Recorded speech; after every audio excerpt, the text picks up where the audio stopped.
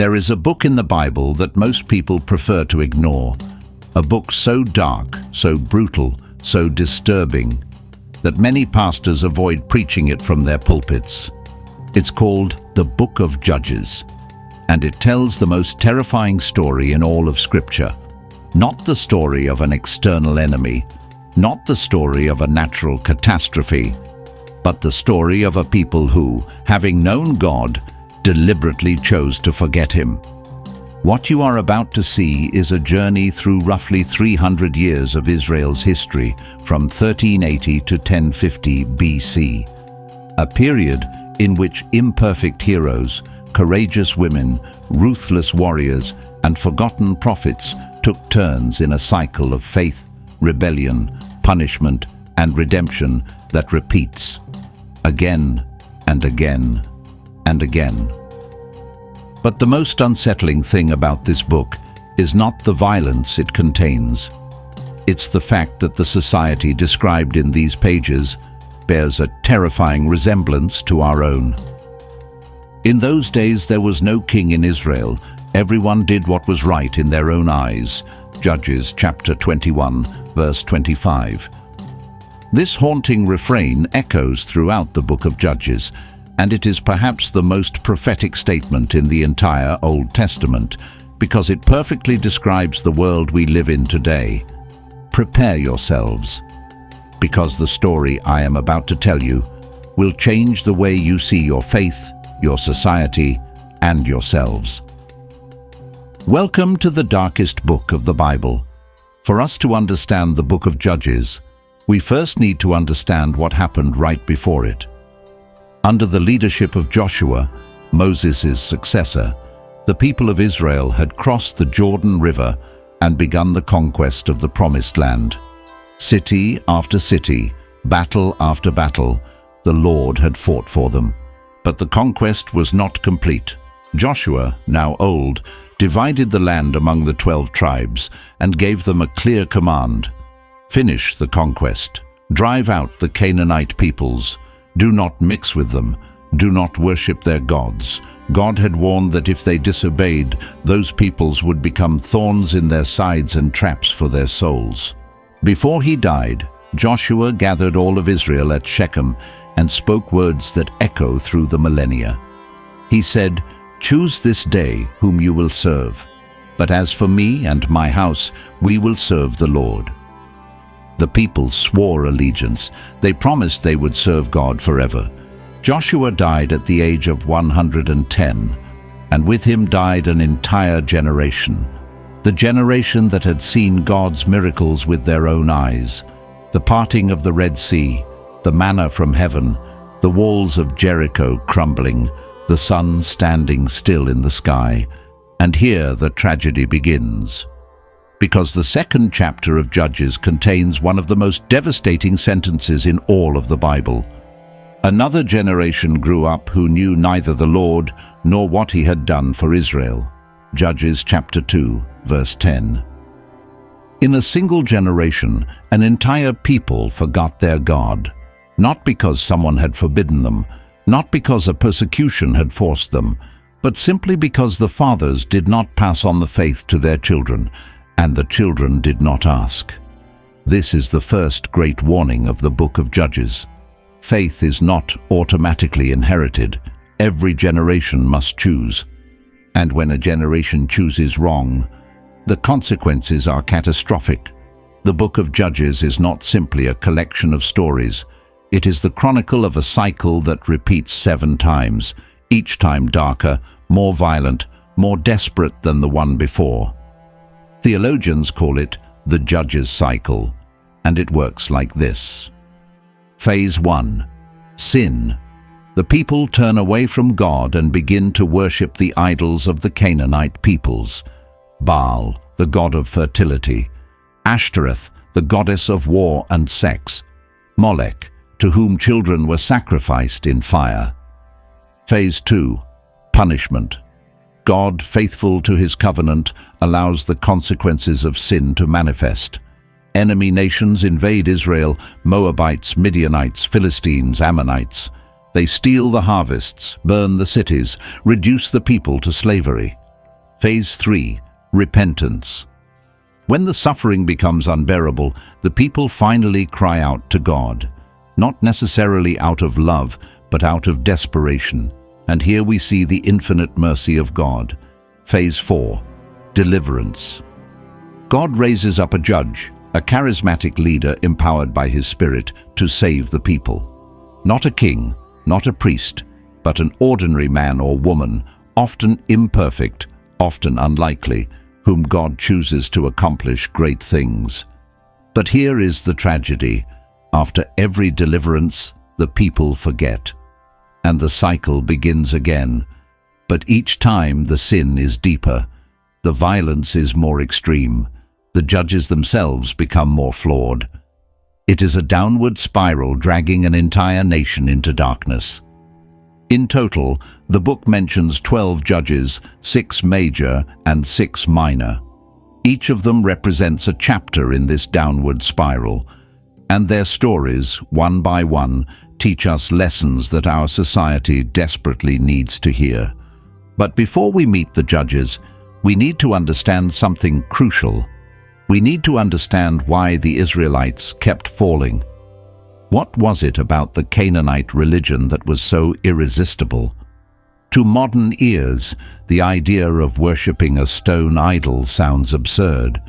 Why would anyone trade the living God for a statue? But the Canaanite religion was not primitive. It was sophisticated, seductive, and brilliantly designed to exploit every human weakness.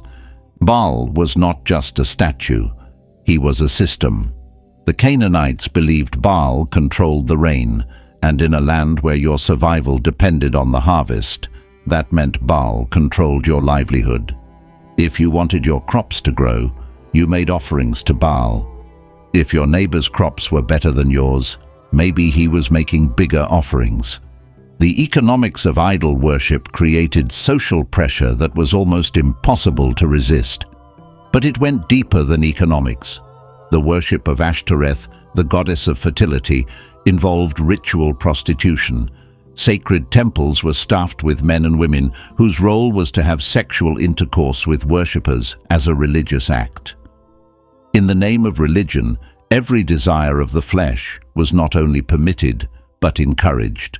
Imagine living as a young Israelite man, surrounded by a religion that told you your sexual appetites were not sins to resist, but acts of worship to celebrate. Imagine the pull of that. And then there was Molech. The worship of Molech required the most horrifying offering imaginable: children. Babies were placed in the burning metal arms of the idol, while drums beat loudly to drown out the screams. This was not done by primitive savages. This was done by a civilization with art, poetry, and architecture. It was done by people who had convinced themselves that the greatest sacrifice proved the greatest devotion. This is what Israel was up against.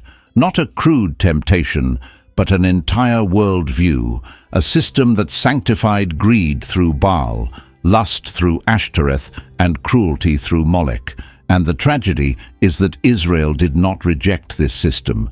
They merged it with their own faith. They kept the name of God on their lips while burning incense to Baal on the hilltops. They went to the tabernacle on holy days and to the sacred groves on weekends. This is what the Bible calls syncretism. And it is perhaps the most dangerous spiritual disease that exists. Not the outright rejection of God, but the quiet blending of God with everything that is not God, until you can no longer tell the difference. Keep this in mind as we walk through the stories of the judges, because every single fall, every single failure, traces back to this poison.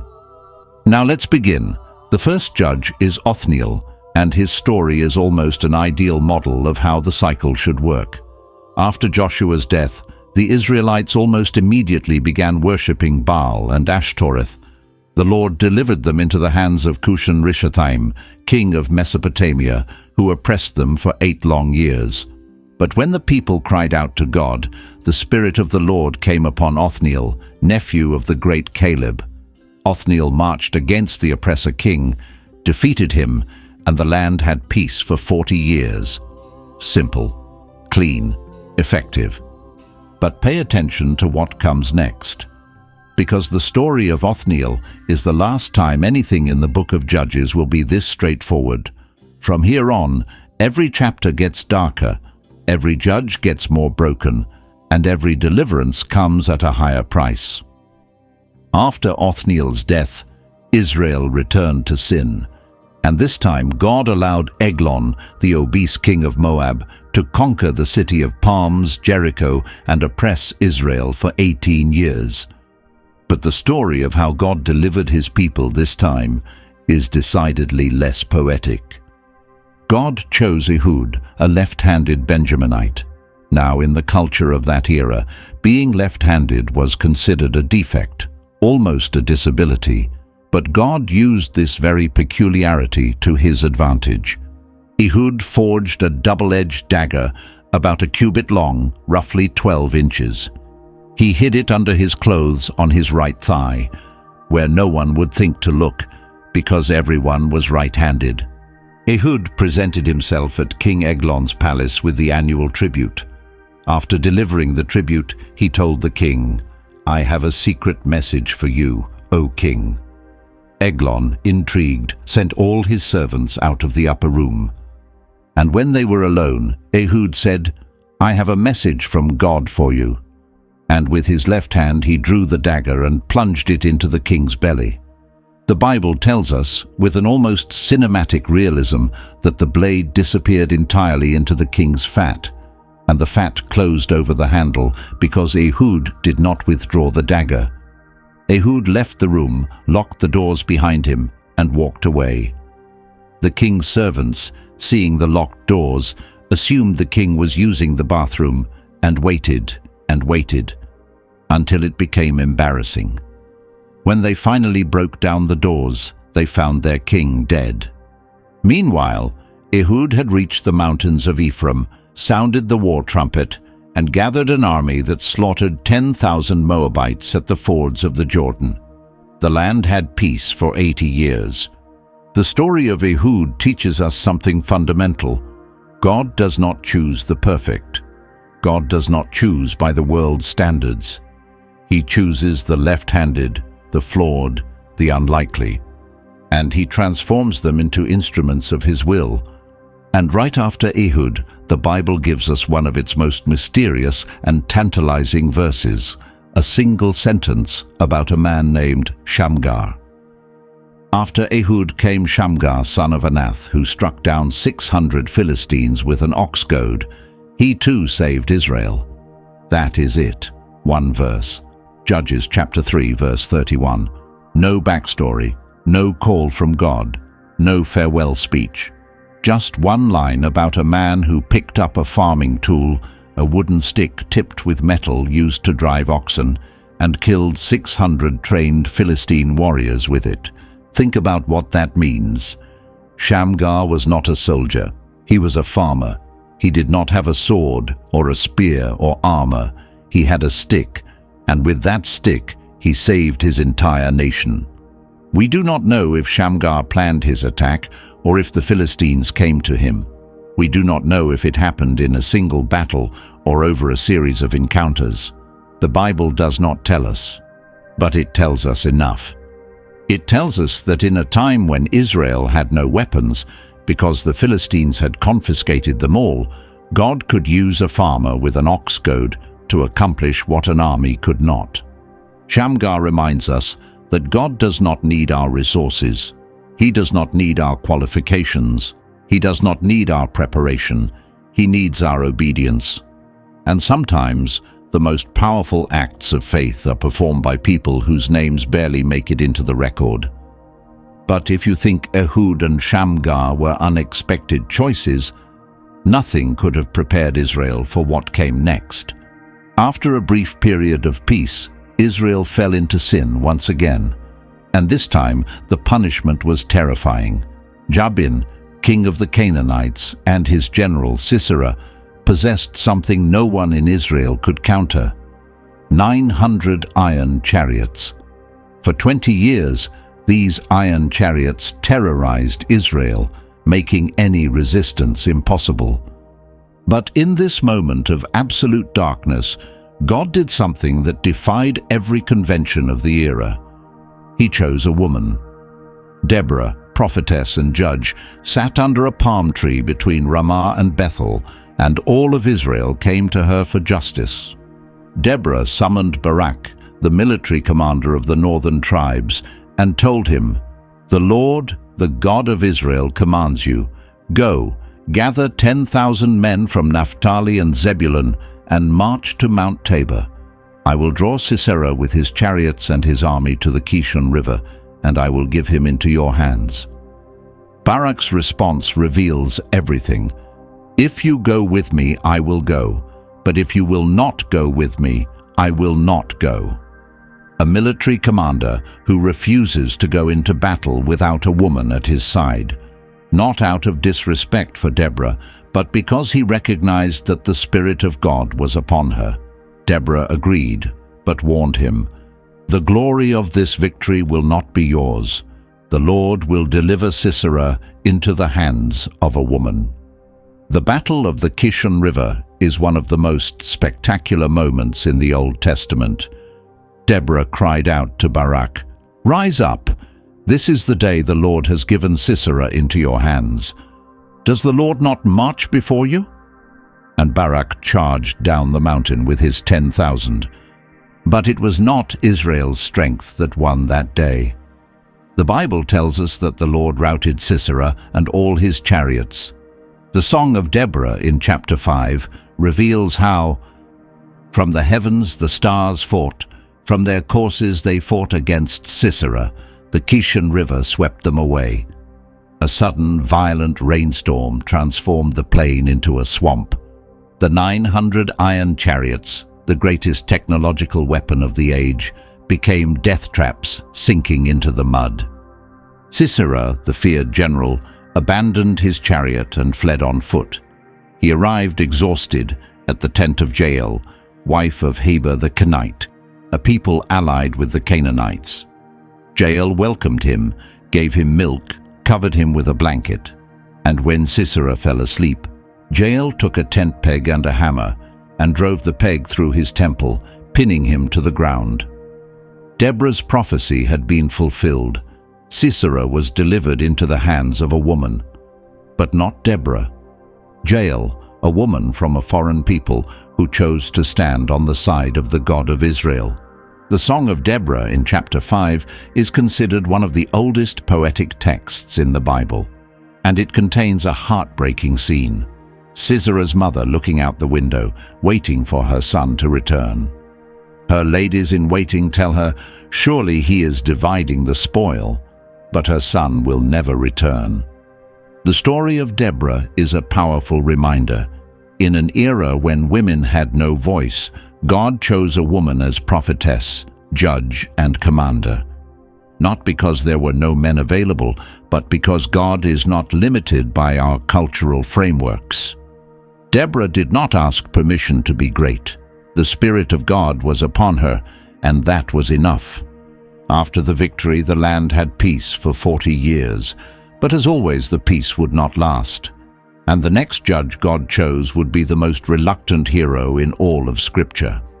After 40 years of peace, Israel plunged into sin once again, and this time the punishment was particularly cruel. The Midianites, the peoples of the eastern desert, arrived every year like locusts. Thousands of them, with their camels and their flocks, invaded the land at harvest time, destroying everything. For 7 years, Israel was reduced to starvation. The people hid in mountain caves, and it is in this context of terror that we find Gideon, the son of a farmer from the tribe of Manasseh, secretly threshing wheat in a winepress, terrified that the Midianites might discover him. The angel of the Lord appeared to Gideon and said something almost ironic. "The Lord is with you, mighty warrior." Gideon, hiding in a pit threshing grain in secret, a mighty warrior. Gideon's response was brutally honest. "If the Lord is with us, why has all this happened to us? Where are all his miracles that our fathers told us about?" This question is perhaps the most human question in all of the Bible. It is the question that millions of people ask every day. If God exists, why does He allow suffering? Where are the miracles? God's answer was simple and direct. Go in the strength you have and save Israel. Am I not sending you? But Gideon was not convinced. He asked for a sign, then another. The famous fleece test. Once wet while the ground was dry, once dry while the ground was wet. God, in His patience, agreed both times. Finally, Gideon gathered an army of 32,000 men. But God said, "There are too many. If you win with this number, Israel will say that its own hand saved them." God reduced the army. First He sent home the fearful. 10,000 remained. Then, with the water test at the stream, He reduced them to 300. 300 men against 135,000. It made no sense. But that was exactly the point. God wanted it to be clear. The victory would not belong to Israel. It would belong to God. In the dead of night, Gideon's 300 men surrounded the enemy camp. At a signal, they all smashed their clay jars, revealing the lit torches inside, and blew their trumpets shouting, "A sword for the Lord and for Gideon." The result was total chaos. The Midianites, awakened in the dark by lights and trumpets surrounding them from every side, believed they were being attacked by an immense army. In their panic, they began fighting each other. The entire army destroyed itself, fleeing in terror. But Gideon's story does not end with victory. And here we come to the tragic part. After the victory, the people asked Gideon to become king. He refused, saying, "I will not rule over you, nor will my son. The Lord will rule over you." Noble words. But then he asked each man for a gold earring from the spoil, and with that gold he made an ephod, a sacred object, which he placed in his city. And all Israel prostituted themselves before that ephod, and it became a snare to Gideon and to his family. The hero became a trap. Victory bred pride, pride bred idolatry. Gideon, who had torn down his father's altar to Baal, ended his life by building a new idol for Israel to worship. The man God used to deliver the nation planted the seed that would poison the next generation, and that poison bore fruit in the most horrifying way imaginable. Because Gideon's story does not end with Gideon, it ends with his son. Gideon had 70 sons from many wives, because his fame had made him wealthy and powerful, but he also had a son by a concubine in Shechem, a city with deep Canaanite roots. That son's name was Abimelech, and Abimelech wanted what his father had refused, the crown. After Gideon's death, Abimelech went to his mother's relatives in Shechem and whispered a poisonous question: "Which is better for you, that 70 men rule over you, all the sons of Gideon, or that one man rule over you?" He was offering them a deal. "Back me, and I will make you powerful." The men of Shechem gave him 70 pieces of silver from the temple of Baal-berith. With that blood money, Abimelech hired a gang of worthless and reckless men. He marched to his father's house in Ophrah, and there, on a single stone, he slaughtered all 70 of his brothers, one by one, methodically, ruthlessly. Only the youngest, Jotham, escaped by hiding. 70 brothers, murdered by their own blood, for a crown. Jotham, the sole survivor, stood on the top of Mount Gerizim and shouted a parable to the people of Shechem below. He told them of a time when the trees went out to anoint a king. They asked the olive tree, but the olive tree refused. They asked the fig tree, but the fig tree refused. They asked the vine, but the vine refused. Finally, they asked the thorn bush, and the thorn bush said, "If you truly want to anoint me king, come take shelter in my shade. But if not, let fire come out of the thorn bush and devour the cedars of Lebanon." The meaning was devastating.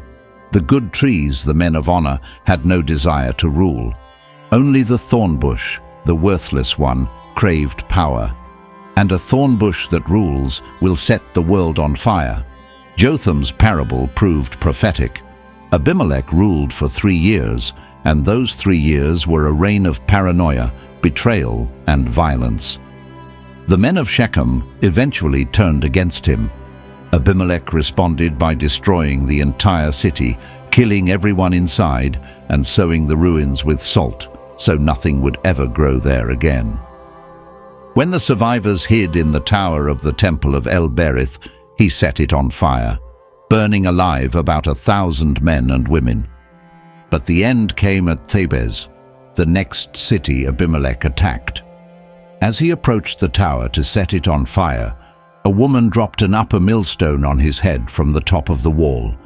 The stone cracked his skull. Abimelech, dying, called his armor-bearer and said, "Draw your sword and kill me, so that no one will say a woman killed me." And the young man ran him through. This is the legacy of unchecked ambition. A man who murdered his own family for power, who destroyed entire cities to keep it, and whose final thought was not about God, not about justice, not about the people he had killed, but about his own reputation. Jotham's parable echoes through the centuries. When a society allows thorn bushes to rule, everything burns. The downward spiral was accelerating, and the next story would prove that even a man empowered by God's Spirit could be destroyed by a single reckless promise. The story of Jephthah is perhaps the most controversial and the most painful in the entire book of Judges. Jephthah was the son of Gilead and a prostitute. His half-brothers drove him out of the family, telling him, "You shall have no inheritance in our father's house, because you are the son of another woman." Jephthah fled to the land of Tob, where he became the leader of a band of outlaws, men without roots and without law. But when the Ammonites attacked Israel, the elders of Gilead, the very ones who had driven him out, went looking for him. The man they had rejected was the only one who could save them. Jephthah agreed, but on one condition: if he won, he would become their permanent leader. The elders accepted, and the Spirit of the Lord came upon Jephthah. But before the battle, Jephthah made a vow that would haunt biblical history for millennia. "If you give me victory over the Ammonites, whatever comes out of the door of my house to meet me when I return in triumph will be the Lord's, and I will offer it up as a burnt offering." Judges chapter 11, verses 30 and 31. Jephthah won the battle. He defeated the Ammonites in a devastating campaign, conquering 20 cities, and when he returned home, triumphant. The first person to come out of his house to greet him was his only daughter, dancing with a tambourine, filled with joy at her father's victory. When Jephthah saw her, he tore his clothes and cried out, "My daughter, you have destroyed me. You are among those who cause me grief." The debate over what happened next has divided scholars for millennia. Some believe Jephthah actually sacrificed his daughter, committing a horrific act contrary to God's law. Others believe he consecrated her to a life of perpetual virginity, separating her from society forever. In either case, the tragedy is immense. Jephthah's daughter, whose name the Bible does not even tell us, accepted her fate with a dignity that breaks the heart. She asked only for 2 months to go into the mountains with her friends and weep for her virginity, to weep for the life she would never have, the children she would never bear, the love she would never know. The story of Jephthah is a terrifying warning. A man who knew God well enough to make a vow, but not well enough to understand that God never asks for human sacrifice. A man whose religious zeal, unguided by true knowledge of God, destroyed the person he loved most. How many times in the history of religion has fanaticism destroyed what love should have protected? And yet, as heartbreaking as Jephthah's story is, the book of Judges saves its greatest tragedy for last. The story of a man who was given more than any judge before him, and wasted every single gift. We now come to the most famous story of the book of Judges, and perhaps the most tragic in the entire Bible, the story of Samson, the man who had everything and lost everything, the man to whom God gave more than anyone else and who squandered every gift for his passions. Samson was a miracle from birth. The angel of the Lord appeared to his mother, a barren woman, and announced, "You will conceive and give birth to a son. No razor shall touch his head, for the child will be a Nazirite of God from the womb. He will begin to deliver Israel from the hands of the Philistines." The Nazirite vow required 3 things: no wine, no contact with anything impure, and never cutting the hair. Remember those 3 requirements, because the story of Samson is the story of a man who broke every single one of them, slowly, deliberately, one by one, like a man pulling bricks from the foundation of his own house. The Spirit of the Lord began to manifest in him, giving him superhuman strength. But from the very beginning, Samson showed his fatal flaw, his passion for foreign women. He saw a Philistine woman in Timnah and told his parents, "Get her for me, because she is the one who pleases my eyes."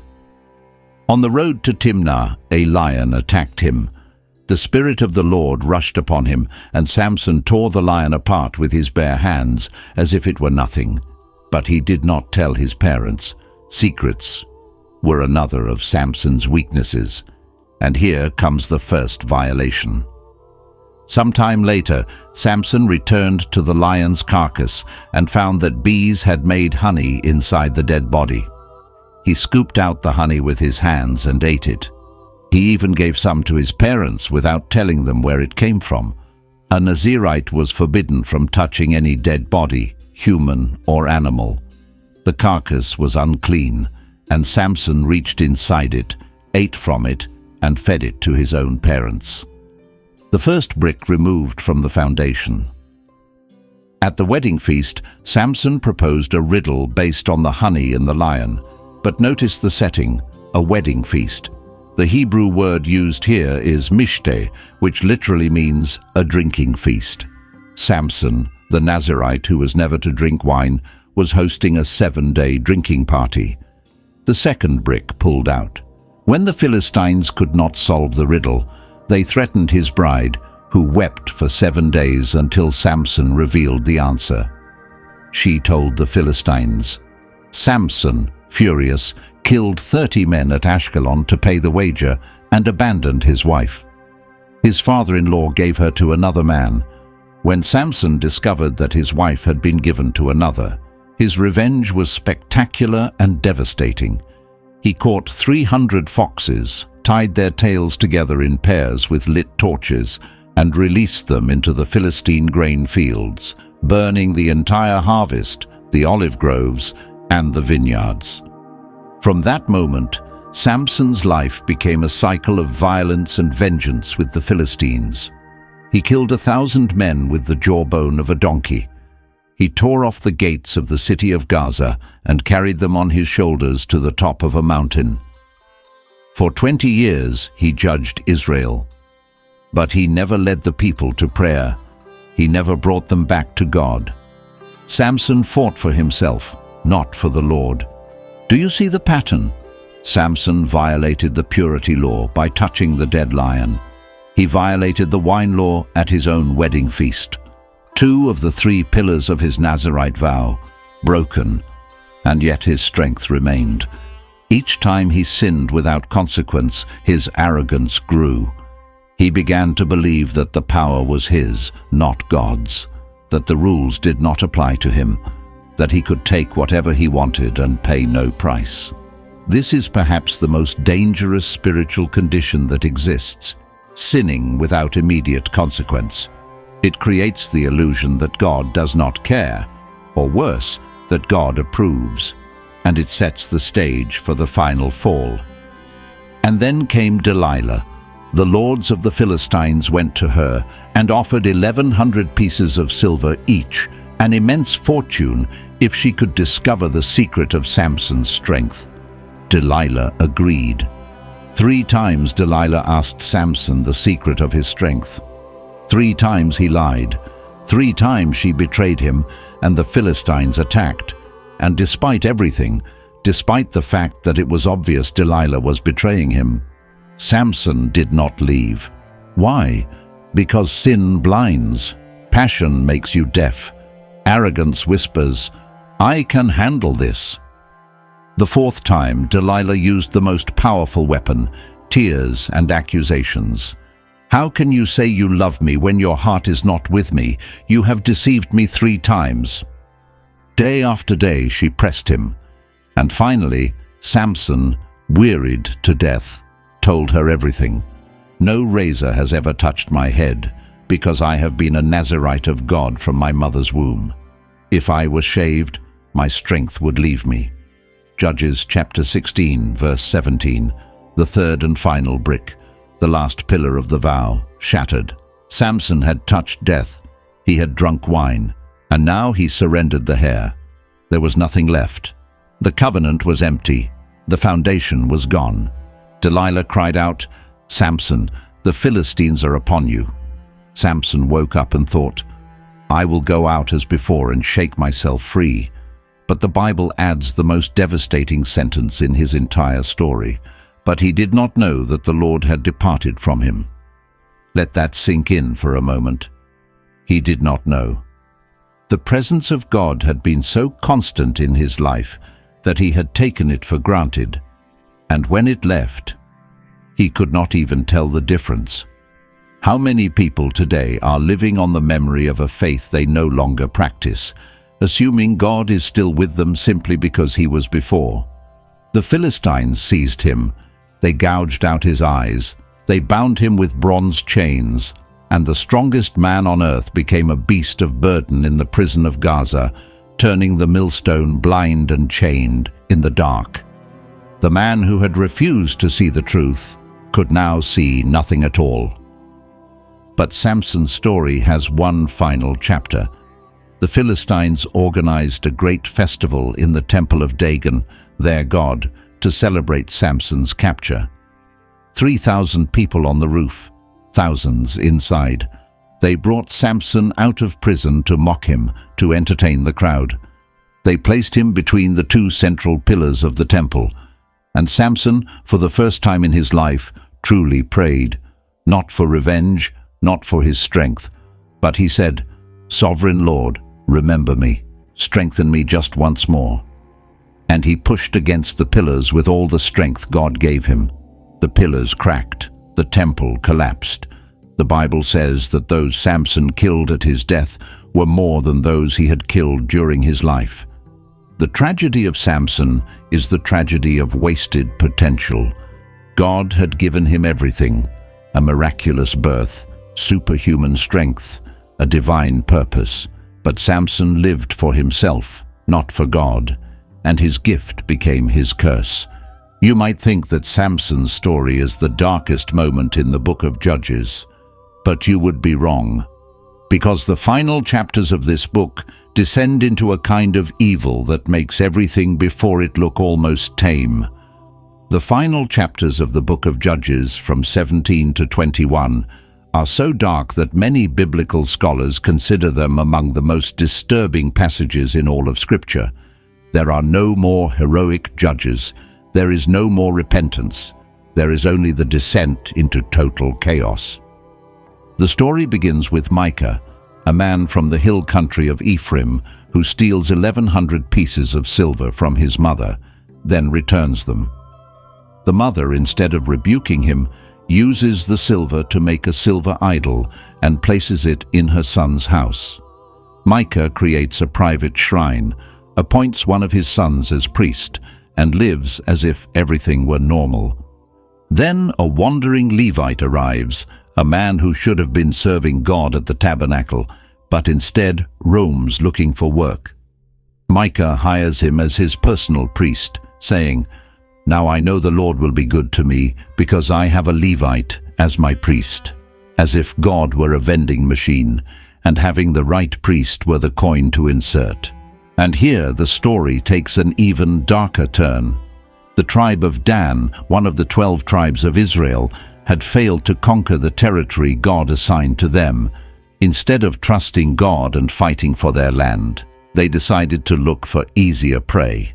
They sent 5 spies northward, and on their way the spies stopped at Micah's house.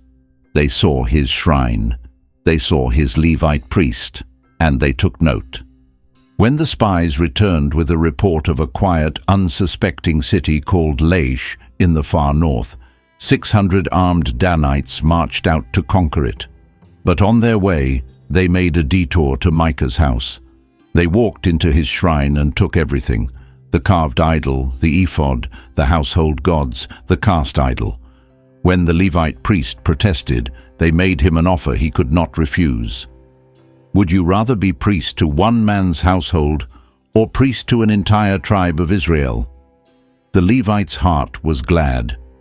He took the sacred objects and went with them. Micah chased after them with his neighbors, but the Danites turned and said, "Do not let your voice be heard among us, or angry men will fall on you, and you will lose your life."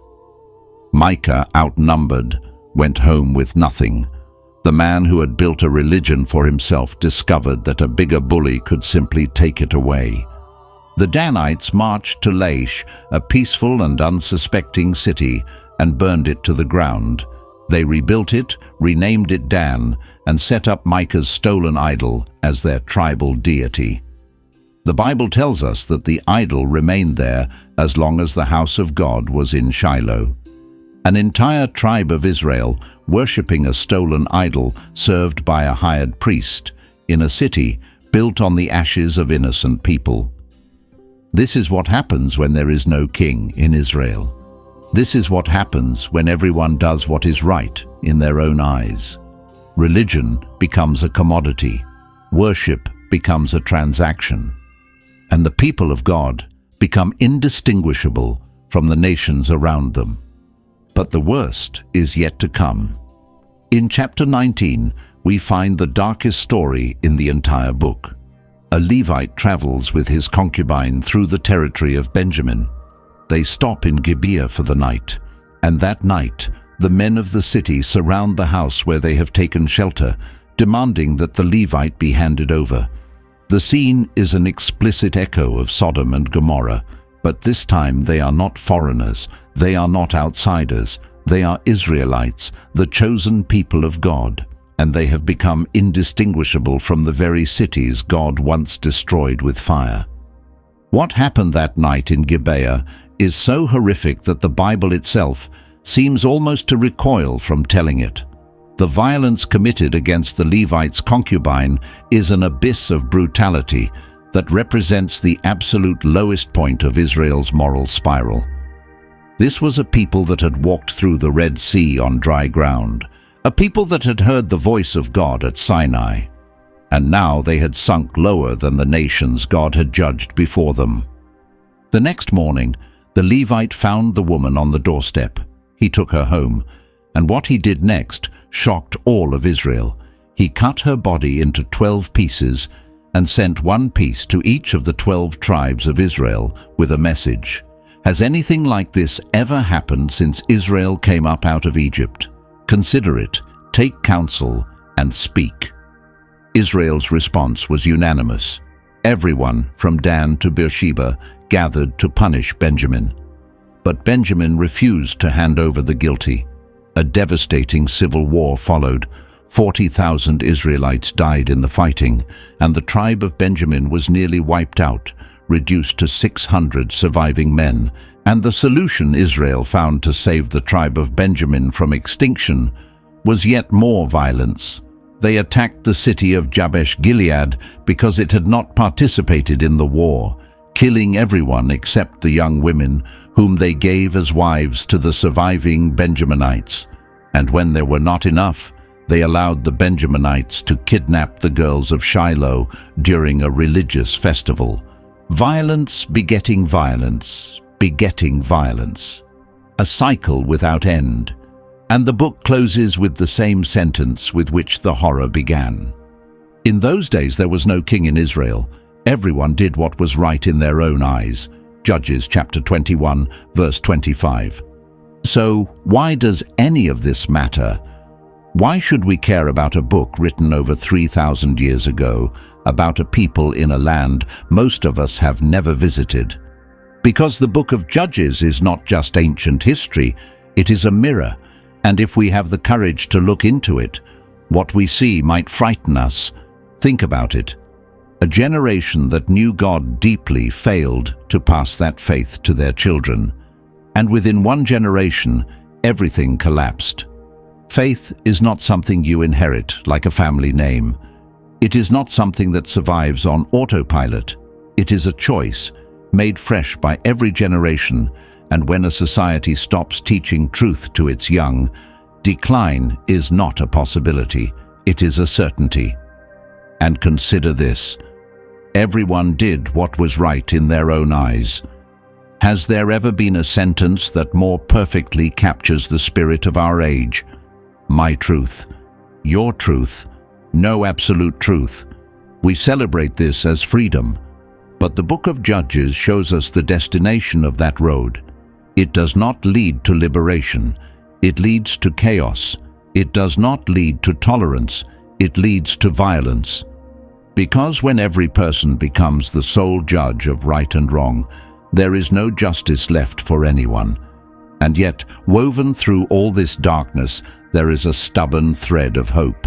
Look at the judges God chose: Ehud the left-handed, Shamgar the farmer with a stick, Deborah in a world that silenced women, Gideon the coward hiding in a winepress, Jephthah the rejected son of a prostitute, Samson the slave to his own desires. Not one of them was worthy, not one of them was qualified, but God used every single one.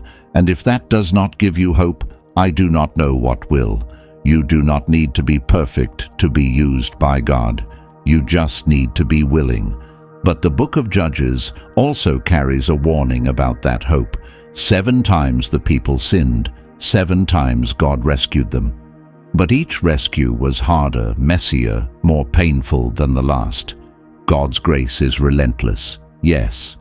But there comes a point where sin has done so much damage that the people can no longer even hear God's voice. Not because he stopped speaking, but because they stopped listening. And this brings us to the deepest message of the entire book. The book of Judges is, at its core, the story of a people who desperately need a king. Not a human king who will fail like all the others, but a perfect king, a leader who will not betray, a judge who is also a savior.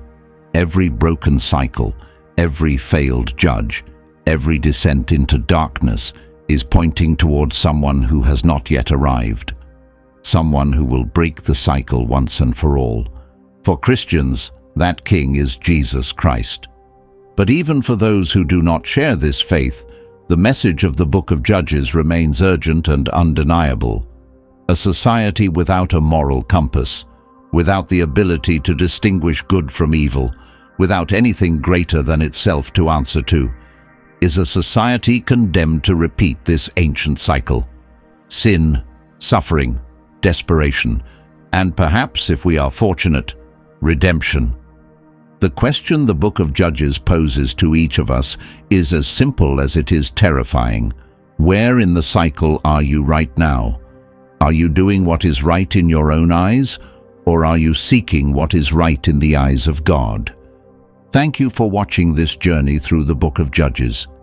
If this video has struck you, made you think, or taught you something new, I want to ask you 3 things. First, leave a comment below. Tell me which story from Judges hit you the hardest. Was it Deborah's courage, Samson's fall, the horror of Gibeah, Jotham's parable of the thorn bush? I want to hear from you, and I read every single comment. Second, share this video with someone you care about, someone who needs to hear this message. Every share helps us bring these stories to people who might never open a Bible on their own. Third, subscribe and hit the notification bell. Every week we bring another biblical story to life with realistic animations and deep insights you will not find anywhere else. And speaking of what comes next, our next episode takes place in the exact same time period as the Book of Judges, but it tells a completely different kind of story. No war, no violence, no spiral into darkness. Instead, it is the story of a foreign widow named Ruth, who followed her mother-in-law into an unknown land and found something extraordinary: love, loyalty, and redemption in the very heart of Israel's darkest age. It is one of the most beautiful stories in the entire Bible, and it will change the way you see the Book of Judges forever. You do not want to miss it. Remember, the Bible is not just an ancient book. It is a mirror for our souls and a map for our future. Until next time, may God bless you.